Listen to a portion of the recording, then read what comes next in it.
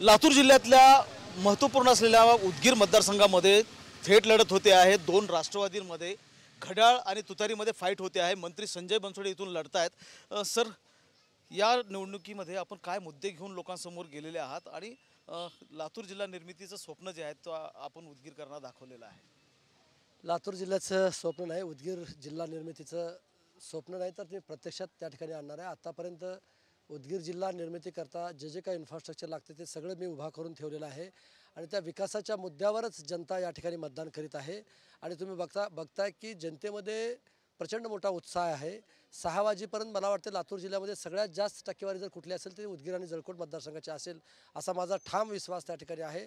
आणि उत्स्फूर्तपणे जनता स्वतः रस्त्यावर येऊन उभा टाकून स्वतः मतदान करतात, म्हणजे याचा अर्थ जनतेने ही निवडणूक हातात घेतलेली आहे।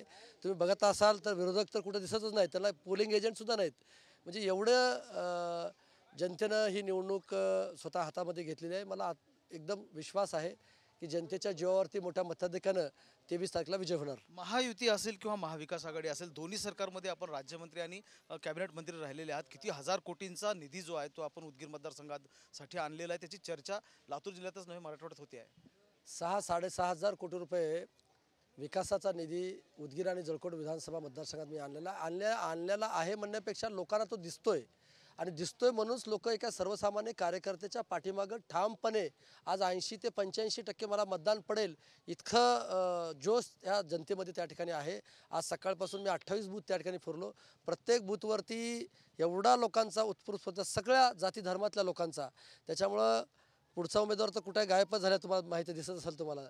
त्याच्यामुळं काही अडचण नाही, खूप मोठ्या मताधिक्याने निवडून येतील आणि मला प्रचंड आणखीन काम त्या ठिकाणी करायचं आहे। इथं मेडिकल कॉलेज उभा करायचं, इथं विमानतळ उभा करायचं, इथं वंदे भारत ट्रेन चालू करायचं, इथं मोठा एखादा प्रकल्प आणून इथल्या तरुणीला रोजगार उपलब्ध करून द्यायचा आहे। अशा अनेक महत्त्वपूर्ण कामे मला आमदार झाल्यानंतर राज्यामध्ये नेतृत्व करण्याची संधी मिळाल्यानंतर मला त्या ठिकाणी करायचं आहे।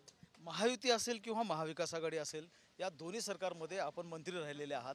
पुन्हा जर हे चित्र निर्माण झालं, महाविकास आघाडी येईल किंवा महायुती येईल, त्यावेळेला मंत्री म्हणून किंवा संजय बनसोडे पुन्हा पर्याय शोधताना दिसतील का?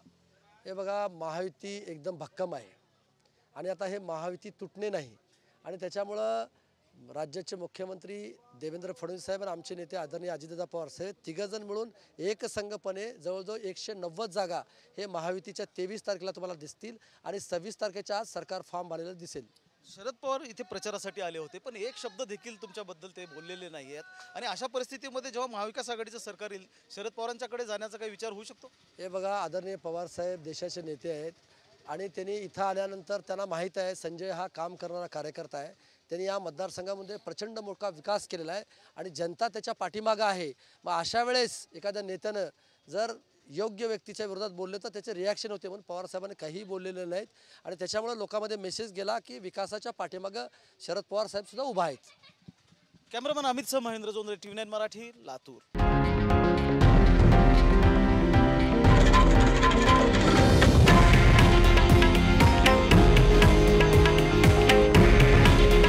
हे आहे देशातील नंबर 1 न्यूज नेटवर्क आणि आपण पाहत आहात TV9 मराठी। काळजी तुमची, हित महाराष्ट्राचं।